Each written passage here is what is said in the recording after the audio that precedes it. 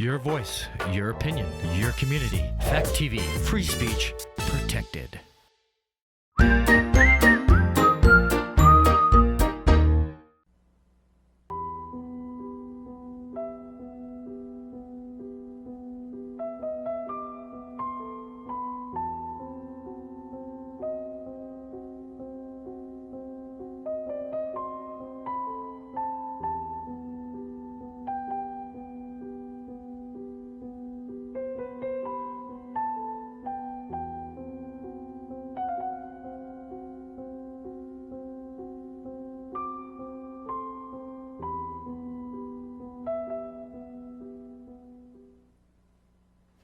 Good evening, and this way.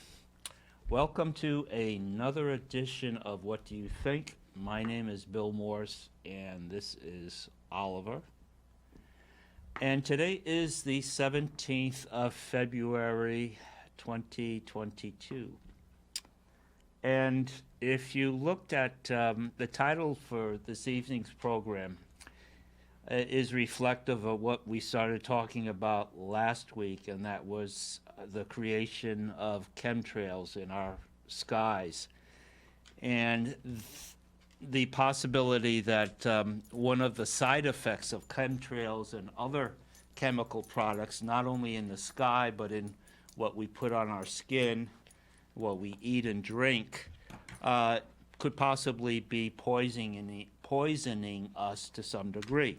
But before we get to that, we're going to go to the Bad Decisions Make for a Good Story department. And I wanted to read a 2-page segment from this book that I've been going through whenever the mood suits me, called Politics and Pasta by the former mayor of Providence, Rhode Island, Buddy Cianci. Very colorful individual, very strong advocate for the city of Providence and its people. And I just thought there's a lot of good human nature stories and reality focuses on how politics can get something accomplished and often how things sort of get in the way, and why, unfortunately, there's a disconnect between our personal lives, our lives with our families, our lives in school, our lives in interacting with various departments or institutions, and politics on a local level.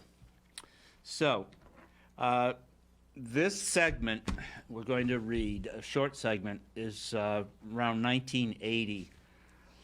Ronald Reagan has beaten, the Republican candidate has beaten Jimmy Carter, who was seeking a re-election.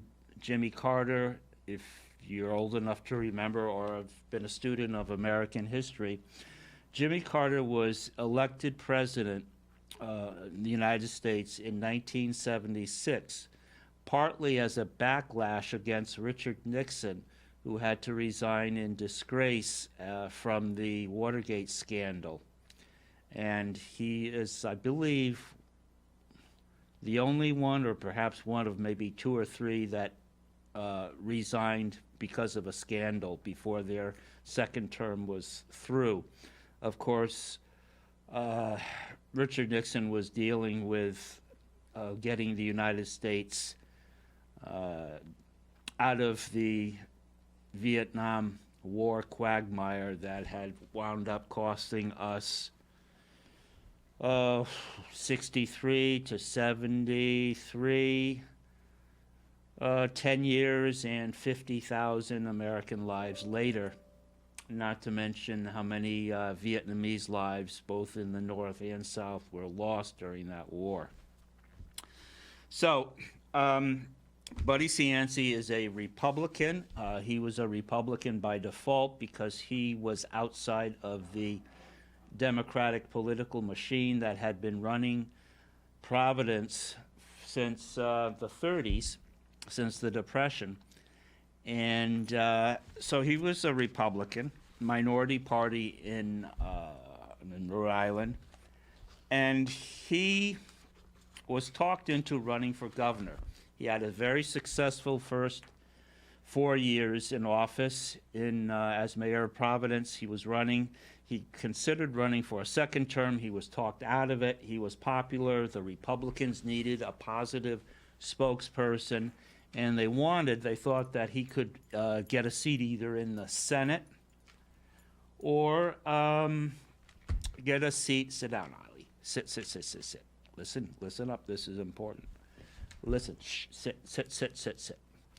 Or at least become governor of Rhode Island. And he thought he had a chance at that. So, bad decision. That's going to lead to a good story. So I'm just going to pick up. I know I don't like to read to people, but this is only for 2 pages, and it's well written, in my opinion. All right. All right. So he lost his run for governor, and he was offered. Said, finally, I was offered by the new Reagan administration, the job as ambassador to the Dominican Republic.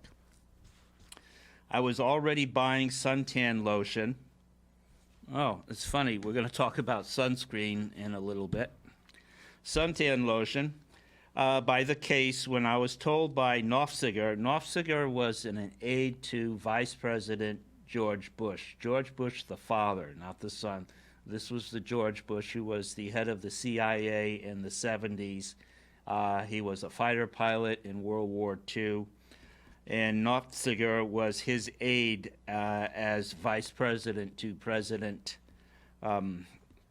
his aide to Bush, who was vice president to President Reagan. That the nomination had been approved by the Republican senator from Rhode Island, John Chafee. I didn't believe that could be a problem, but just to make sure, I called Chafee's cousin, Frederick Lippitt, whose relatives owned the Providence Journal, which is the main newspaper in Providence, and who had long wanted to run for mayor. I told him, Frederick Lippitt, that I intended to resign and he should get his oar in the water to replace me as mayor. I would support him, I promised, and I wouldn't tell anyone else about my decision. Of course, I had an ulterior motive. John Chafee was Frederick Lippitt's cousin, and naturally I assumed Cousin John would want to see Frederick become mayor, kind of keep it in the family. Senator Claiborne Pell, the chairman of the Foreign Relations Committee, which would have to vote on my appointment, agreed to support me. He said, I understand your name might come over here for the Senate approval. I want you to know that I'll be your advocate. Now, the only thing standing between me and the beautiful beaches of the Dominican Republic was the esteemed John Chafee. I contacted Senator Chafee, and he asked me to meet at the train station because he was on his way back to Washington. We sat in the back seat of my limo. I told the driver to get out of the car, and then I explained I spoken to the president, and president meaning Reagan, and Nofziger, and they want to give me this appointment. I've heard from Senator Pell that he'll support me, and now I need your support. Okay? This was a different man from the person who had sat in my dining room 4 years earlier with tears in his eyes, this is John Chafee, begging me not to run against him. I don't know if I can go along with this, he said. I don't think you're qualified. That is, qualified to be ambassador ambassador to Dominican Republic. Generally, ambassadorships to different countries are political picks. They generally have nothing to do with qualifications. Many ambassadors are sent to countries where they do not speak a word of the local language, have no idea what the customs are, have other people that know that for them. Sit. Okay, good boy.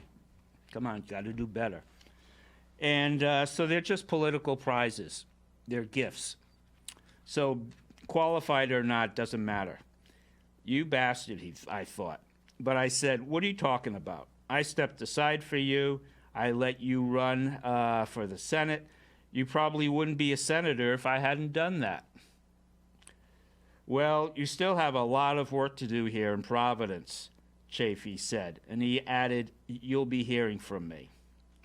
That was the silver lining for Providence, because Cianci, after his first term, though he accomplished a lot in reviving the city and improving the schools, making local government more responsible to people like homeowners, he did have a lot of work left to do in Providence. It hadn't been totally turned around yet. You'll be hearing from me. I couldn't believe this, but there was nothing I could do about it. 2 days later, John Holmes, not the John Holmes in entertainment, but John Holmes, who was the chairman of the Republican Party in Rhode Island, and Richard Richards, reminds me of Larry Lawrence, Richard Richards, the chairman of the National Republican Party, walked into my office. Holmes began, "You've been proposed to be the ambassador to the Dominican Republic, but there are other considerations. Do you have any money?" Just like that. Maybe not those exact words, but certainly that bluntly.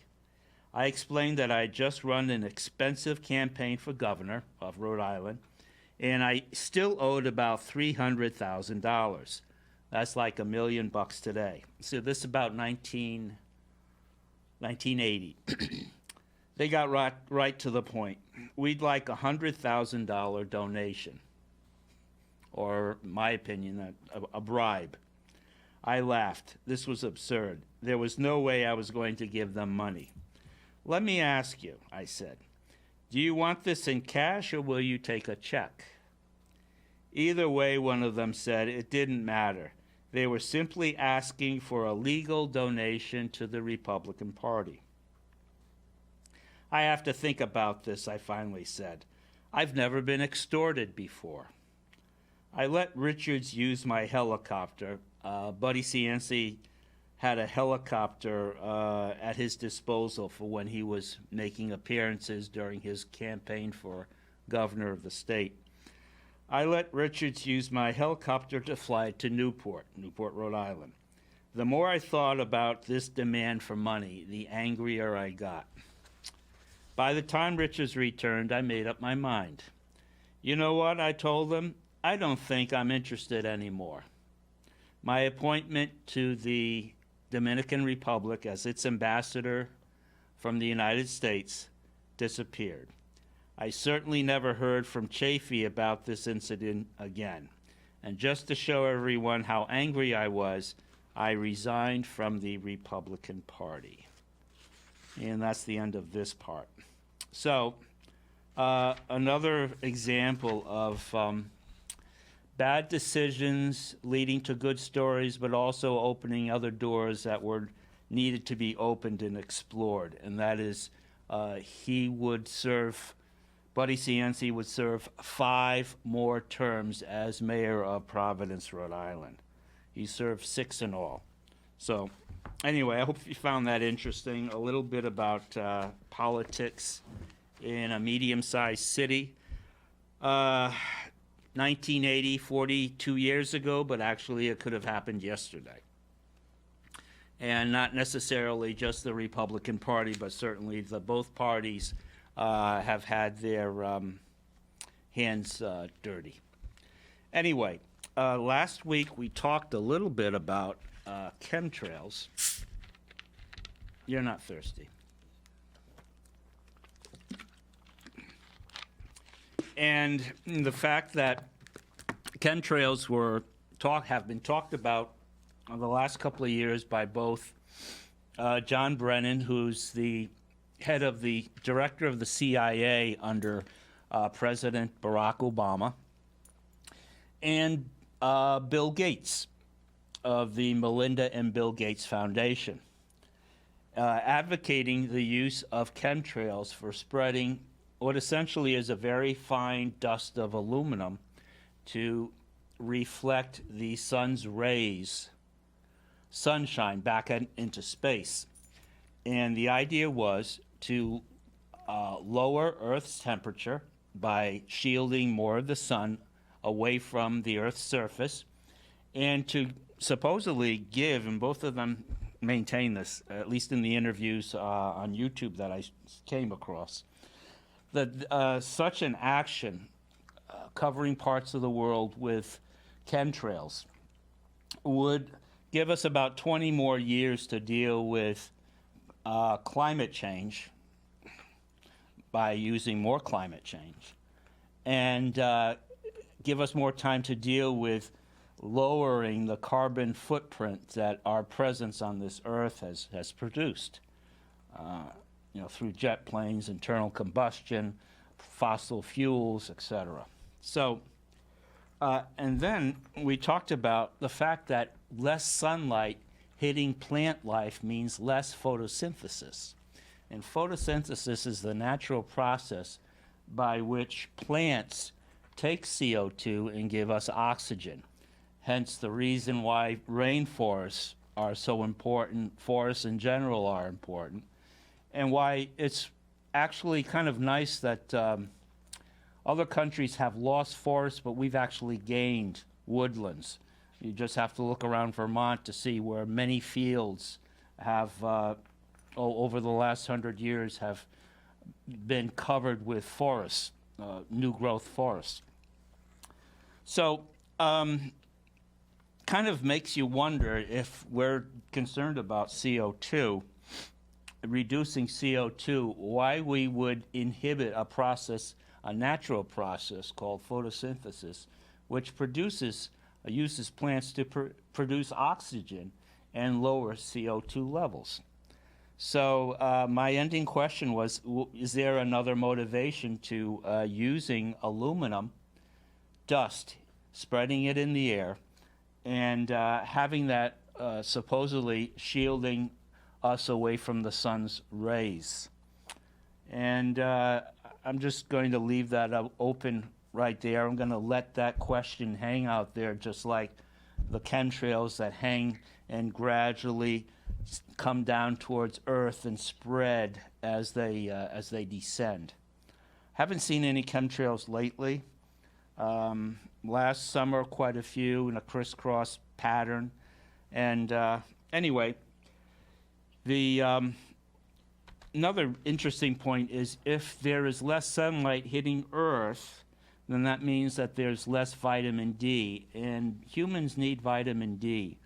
I think many countries, especially countries with heavy air pollution, smog, have a deficiency of vitamin D. I think China is one of the largest countries in the world where its people are very deficient in vitamin D.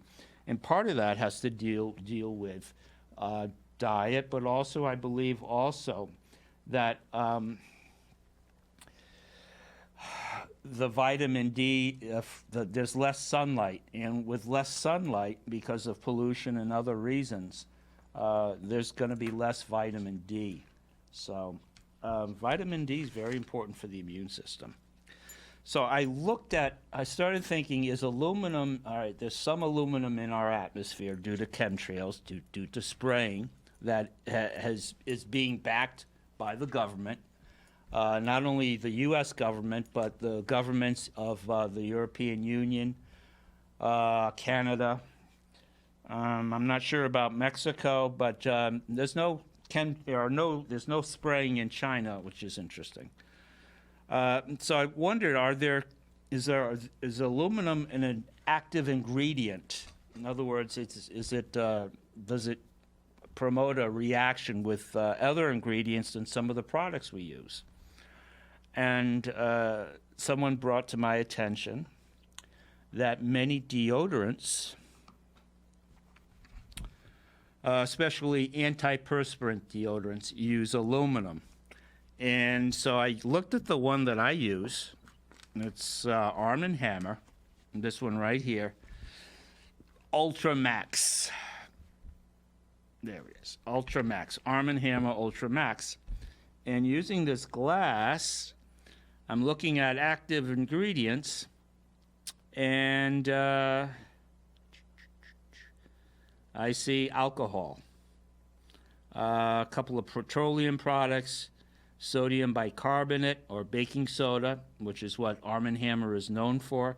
But aluminum is one of the active ingredients in this brand of antiperspirant. So there are antiperspirants that do not have aluminum, and this is one of them. This is called Herbin, as in herbs. Herbin Cowboy. I don't know if this is one that you use. Herbin Cowboy. It's a deodorant, and there is no aluminum. In fact, it says aluminum free. Okay. Blah, blah, blah, blah, blah. Very good. So aluminum free. So there are aluminum free choices for antiperspirants or deodorants. Now, I went a little further,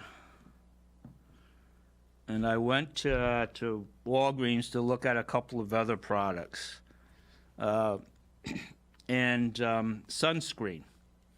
And I found out by doing some light research that oxybenzone is a cancer-causing agent that has been used in sunscreens. And so I looked at sunscreens. This is rated 50. I believe that's the highest. This is for baby skins. And it says oxybenzone free. And then I was glad to see that practically all the sunscreens that are on the shelves now are oxybenzone free. I don't know exactly what oxybenzone is. It's a chemical that has been linked, it's an active ingredient that has been linked to cancer. So that's good. There have been some positive developments in eliminating toxins, metal toxins, chemicals that cause illnesses or sicknesses in people. Because what happens is when you put deodorant or sunscreen or lipstick on your skin, it goes through the pores. The toxins go through the pores and go directly into your bloodstream. Whereas if you eat something, whatever you've eaten goes into your stomach, and then I believe it's hydrochloric acid in your stomach actually breaks down whatever toxin is in your stomach from having put anything in your mouth that has metal in it. And it actually breaks down the toxins so that they're no longer a threat to your body, to your immune system, to your nervous system. All right, so that's good. But there's a rule of thumb that says generally if you shouldn't put something into your mouth, you actually shouldn't put it on your skin. Maybe that's extreme, but I can understand why, because whatever is on your skin does not go through the filter of the stomach. It goes directly into your bloodstream. And the stomach acts kind of as a firewall or a filter through which these toxins will be broken down so that they're no longer a threat or a possible cause for disease. So, I looked at that. Also, I think the issue with aluminum and putting aluminum on your skin, having it go through your pores, has been connected with breast cancer. And so if you have an alternative, try to find an antiperspirant that does not have aluminum in it. It's hard to determine how much aluminum we actually take in on a daily basis and how toxic is that to our system. Is this something we should be worried about? Hard to say. I also did a little light research on lipsticks because I read somewhere that lipsticks have lead in them. And lipstick is applied directly to the lips, and it goes through your pores directly into your bloodstream. And so I picked up two lipsticks, and accordingly, there's enough lead through the different ingredients. Most people, or women I should say, use about 6 pounds of lipstick in a lifetime. It doesn't really sound like much, but most of the ingredients from lipstick, Wet n Wild or whatever, this one also I believe is Wet n Wild, most of the ingredients go right into your bloodstream. When you wipe your lips, it's only a superficial removal of the ingredients, the gels, the oils and chemicals that go into making lipstick applicable. So anyway, it's both of these products are made in China. There is, as I've said before, there is some degree of FDA or Food and Drug Administration control over deodorants, sunscreen, lipstick. We have balm here, which Burt's Bees also, it says natural, 100% natural, but see, this is where the FDA kind of falls down. There's aluminum in this lip shimmer or lip balm for chapped lips. And so aluminum is a product of the earth. It's a metal. So in that sense, they can get away with saying it's natural, but it's not healthy. Again, I don't think it's a good idea to put something that has aluminum in it as an active ingredient on your skin, going through your pores into your bloodstream. So it's relative. Again, you wouldn't eat this; you would put it on your skin. But I think that it poses more of a danger actually going through your skin. So I just wanted to bring that up as kind of, again, like I said, a very light perusal of some of the products we use. We don't ingest them. We take them in through our pores into the bloodstream. There was a time, and that's why I'm very glad to see that oxybenzone is no longer in sunscreen. But there was a time when this and aluminum were active ingredients in sunscreen. And the researchers discovered that a lot of the melanoma or skin cancer was not coming from the sun, but actually coming from the sunscreen. And so, fortunately, these are safer products than they were 10 years ago. But it was interesting in doing research and going through case studies over the last 4 or 5 decades. The cancers from the skin started appearing roughly the same time as the sunscreens. Also at that same time, we had ozone depletion, holes in the ozone layer from largely from jet engines. I remember in high school in the early 70s, that was quite a discussion. So, and then my father, who worked outdoors most of his life, had to have his scalp checked periodically because he would or sometimes would not wear a hat. And so we have safer products to use now, and that's actually that's very good. That's very good. But I think it's important to kind of keep an eye out, because I don't know if it's really, I don't think it's a good idea to totally depend on what the FDA says. The FDA is sometimes day late and a dollar short as far as looking at safety factors of products that are already out there for people to use without having properly been vetted as to their ingredients and the reaction of ingredients with our bodies, our immune system, our DNA even. There were some issues with, I believe, the oxybenzone, where it was actually altering people's DNA. And that means that not only you have problems with health potentially, but your grandchildren could. So we have to be very careful. I think that's what some of the fear is in using these new vaccines, is that will it affect my DNA? And of course doctors will say no. At the same time, you ask them what's in the vaccine, and they can't tell you. So, but we'll see. We'll see.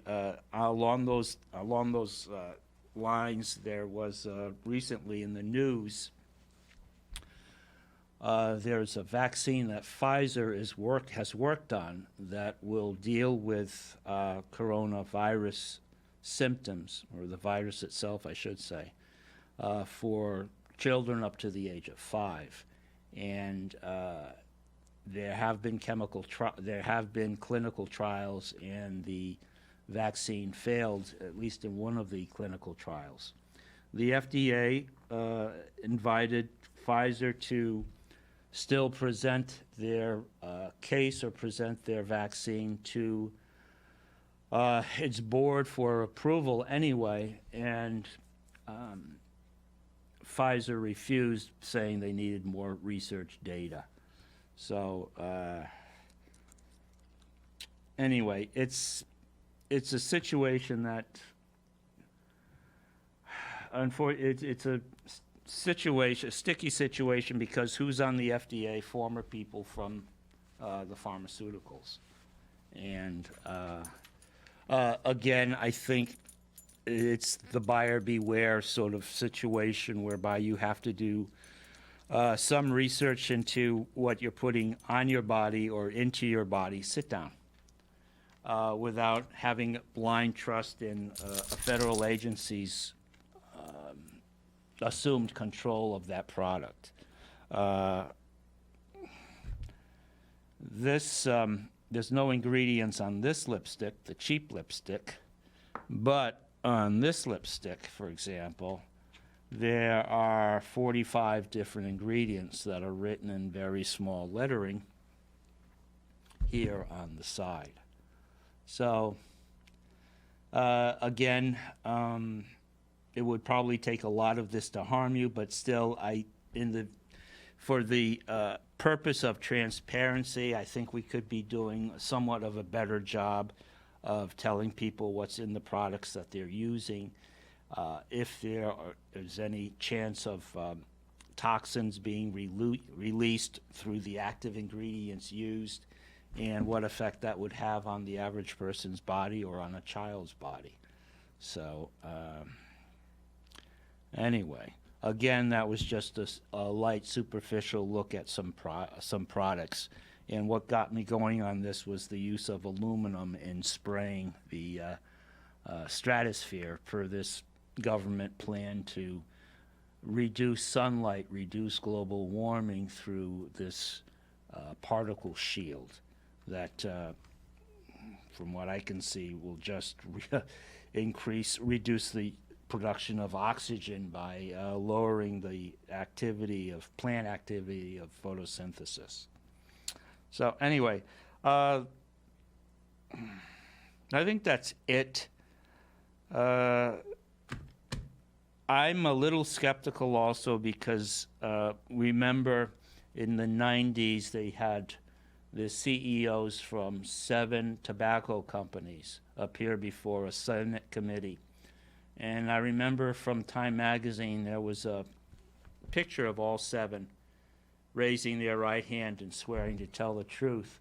And they basically told the Senate committee that cigarettes were not harmful, that they were not addictive, And of course, it has since come out that cigarettes are addictive because of the additives that go into them through nicotine, and that these additives that make cigarettes addictive are intended. And so cigarettes have also been under the jurisdiction of the Food and Drug Administration, so that was a major fail, undeniably a major fail on the part of the FDA to not investigate further and actually not just heavily fine but jail people that have lied before a Senate committee on such an important subject that affects so many American lives. So anyway, that will be it for today. I want to thank you for tuning in, and we have a town meeting coming up on Monday, a week from Monday, town hall at 7. But I'll talk about that next week.